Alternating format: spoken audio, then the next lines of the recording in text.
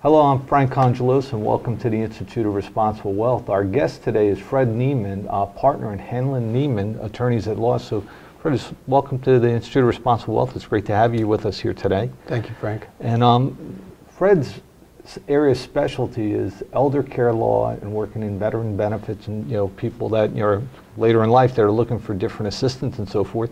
Fred, why don't we start by you just telling us a little bit about your background in elder care and what you're doing?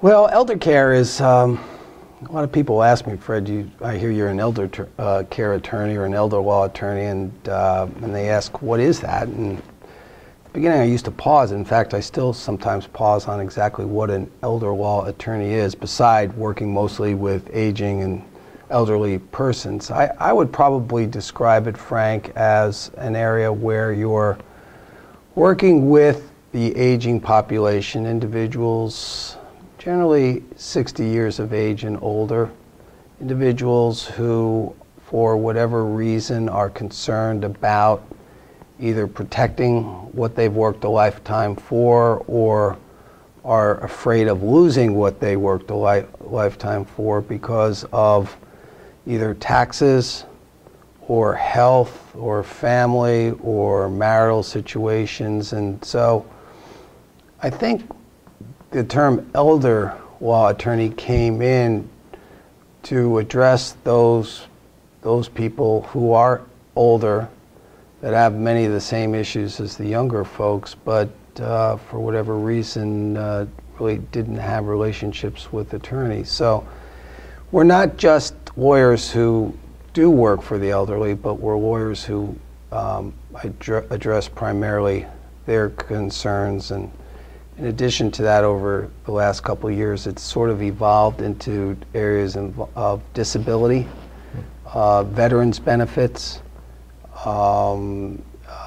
asset protection planning, and special needs, which really involve the younger section of the population, but the section of the population that have particular challenges, who maybe are on governmental or public benefits, and parents or older individuals, mostly their parents or grandparents, are looking for ways to provide for them after death without jeopardizing their public benefits. So that's become a fairly significant part of the elder law practice as well. Fred, it was interesting when I was first introduced to you, it was through one of our associates, and one of the areas that I found was kind of interesting that I know you do a lot of work in is in the area of veteran benefits. And it was something that I had never heard of before, but someone had said to me, hey Frank, if you have a veteran, them or a spouse, and they had some medical issues, there may be benefits available to them. And I was like, oh, it's just Social Security. And they go, no, it goes beyond Social Security. And then in our conversation, I come to find out that, for veterans and so forth, there's actually some additional areas where there is assistance. And when we spoke, it was one of the areas that I thought, you might be able to share with us so that, people that, if they're a veteran and they know someone that has an issue, perhaps they can get some help. So why don't you tell us a little bit about what you know in the veteran benefit area? Yeah, the veterans benefit really has become a significant part of our professional life. I came to find out about it 6 years or so ago, and I flew out to Chicago to what they called then the Veterans Benefit Institute. And it was held by, in conjunction with the VA and some elder law attorneys who had a significant practice in veterans benefits. And what I came to find out is that if you are a veteran and have served during a period of a declared war, for example, World War II or Korea or Vietnam, and even now with the Persian Gulf conflict, if you've served in any of the branches of the military and certain auxiliary organizations that support the military, and you incur significant medical expenses that are not reimbursed by a third party, for example, Medicare or private health insurance or long-term care insurance, if you're over the age of 65, you can qualify for what is known as an aid and attendance pension benefit. And eligibility is really not that hard to achieve if your unreimbursed medical expenses are high enough. So for example, if you're age 65 or older, and you're in a wheelchair and you can't get around very easily, or you're in one of the area assisted living residences, or you're home with a home health aide, and say for example you have income of $5,000 a month from Social Security, perhaps a small pension, perhaps dividends and income, but you're paying $4,000 or $5,000 a month for a home health aide assistant, or you're paying $6,000 a month to live at one of the area assisted living residences, or you have therapies, or you have recurring expenses in insurance premiums like Medicare. When you add up all those unreimbursed medical expenses, if those expenses exceed your income, then the VA will give you a pension up to as much as $2,200 a month if you have a dependent. And that money can be used to help offset those unreimbursed medical expenses. So for a lot of veterans, they've come to hear about it because of my visibility in the Monmouth, Ocean, Middlesex markets. I've done a lot of CEUs, continuing education programs, on eligibility for the benefit, and we've had quite a good success rate with veterans who apply, or their surviving spouses, because the benefit isn't just limited to the veteran, it's also available to their surviving spouse.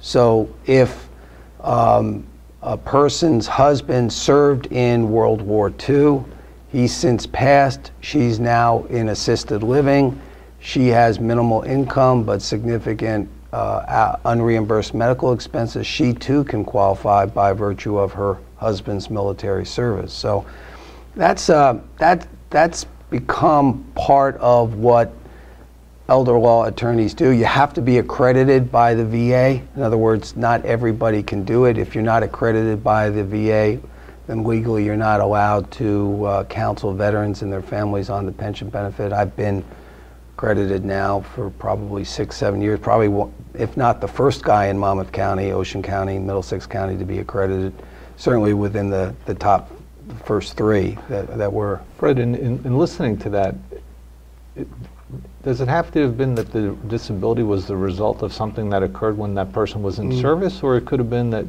they served and later in life they incurred a disability? Yeah, that's a good question, Frank. There's some people confuse the pension benefit with a veteran's compensation benefit. A veteran's compensation benefit is when you serve in the military and because of your military service you're hurt.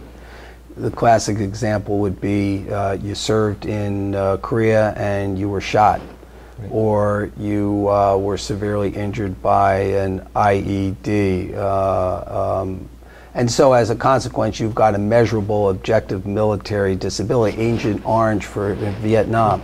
And so you've been rated disabled because, but for your military service, you would not have that condition. So they'll pay you a certain amount of money based on the value of your disability. The pension benefit is not measured that way. It's not calculated that way. The way it's looked at is, as long as you were a veteran and you served in the military during a time of a declared war. If you served in the military, but you didn't serve during a period of a declared war, for example, if you served in the Marine Corps between World War II and Korea, but Korea had not been declared, declared a war, and World War II was over, even if you served for 4 years, you would not qualify because you did not serve at least one day during a period of a declared war. So as long as you meet the military service test, if in later in life you develop medical conditions that really have nothing to do with your military service, an example being Parkinson's or dementia or Alzheimer's, or your knees give out and you're just getting older, by virtue of turning age 65 and incurring medical expenses, you're eligible.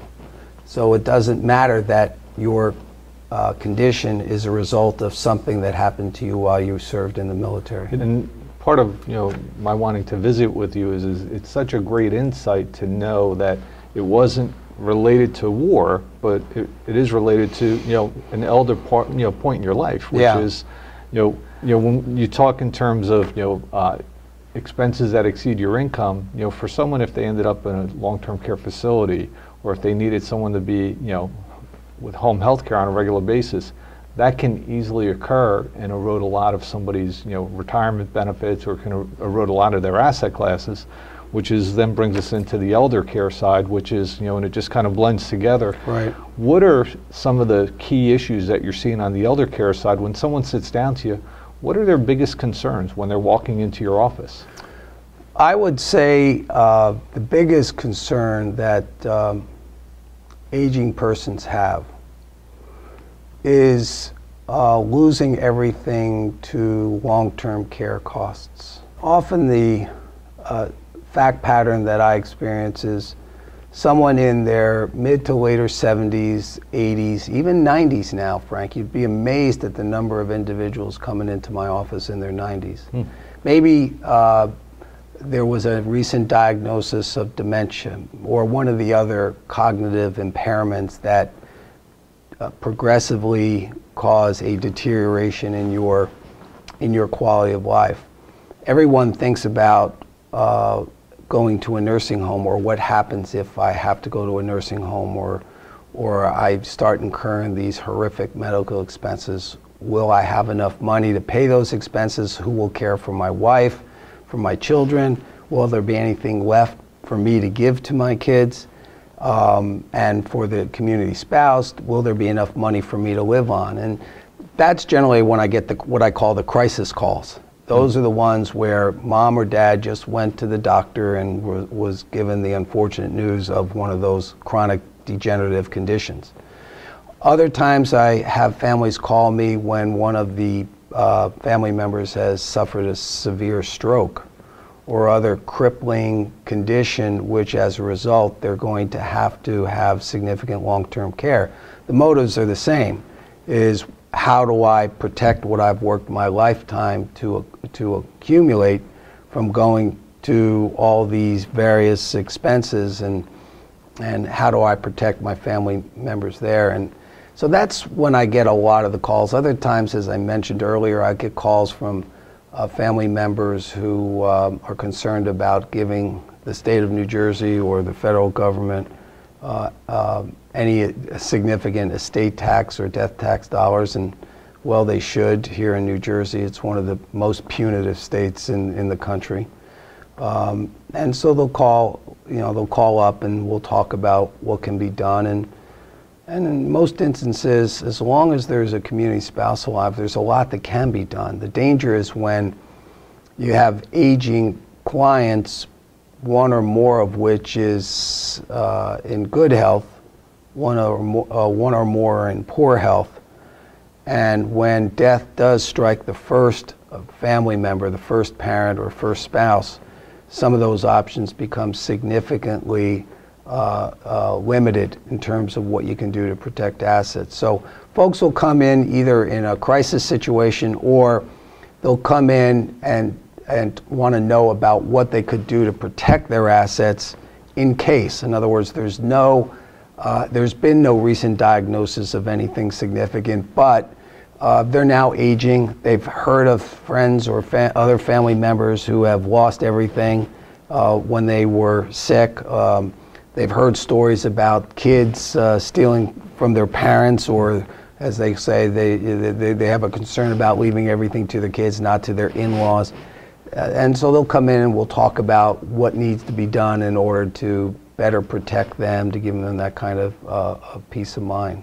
Great. And listening a little bit to what goes on with regard to veteran benefits, elder care, and so forth, it seems like you need to know about these things. You need to be aware that this is available, and that there are areas in the elder care environment, whether it's veteran benefits, elder care benefits, or whatever the case might be, to really seek people out that know what they're doing. So, Fred, thank you so much for being on our program today, and we thank you on behalf of the Institute of Responsible Wealth for being with us, and we look forward to seeing you on future interviews.